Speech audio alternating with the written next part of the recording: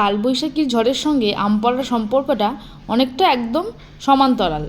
মানে কালবৈশাখী ঝড় হবে অথচ আম পড়বে না আর আমরা আম কুড়াতে যাব না, এটা হতেই পারে না। তো গতকাল যখন কালবৈশাখী ঝড় হয়েছিল আমরা গিয়েছিলাম গাছের তলায়, দেখলাম যে প্রায় 6-7টা মতন আম পড়ে আছে।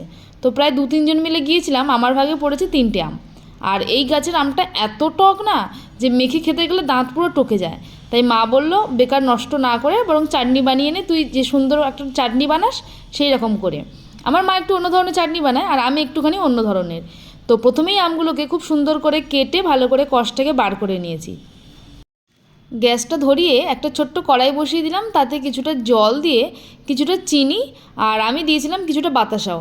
আর যারা চিনি খাবেন না তারা কিন্তু পারলে মিছরিও দিয়ে করতে পারেন। আর আমি এই গুড়ের বাতাসাটা দিয়েছিলাম যাতে একটু হলুদ রঙটা আসে, বেশ সুন্দর লাগে দেখতে। তারপর কিছুটা কালো জিরে, কিছুটা 5 ফোড়ন দিয়ে বেশ সুন্দর করে ফুটবে।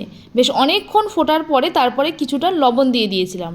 এই লবণটা আপনারা নিজেদের মাপ মতনই দিতে পারেন। আমাদের বাড়িতে না খুব বেশি লবণ খাওয়া হয় না, তাই খুব বেশি লবণ আমি দিইনি।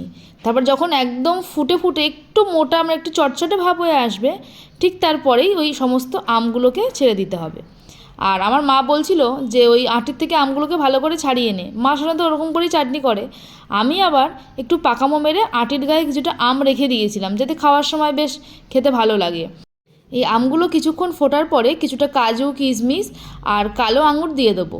এটা আপনারা চাইলে দিতেও পারেন, নাও দিতে পারেন। আমি বেশ দিয়েছিলাম একটুখানি ভালো টেস্ট আসার জন্য। আর তারপরে যখন এই ফুটে ফুটে লাল হয়ে আসবে, দেখুন কত সুন্দর এসছে না কালারটা। এতে কিন্তু একটুও হলুদ দিইনি। তো চলুন, এইটাই ছিল একটা ফাইনাল রেজাল্ট। আপনারা কিন্তু বাড়িতে করে খেয়ে অবশ্যই জানাবেন কেমন হলো। তো চলুন, টাটা।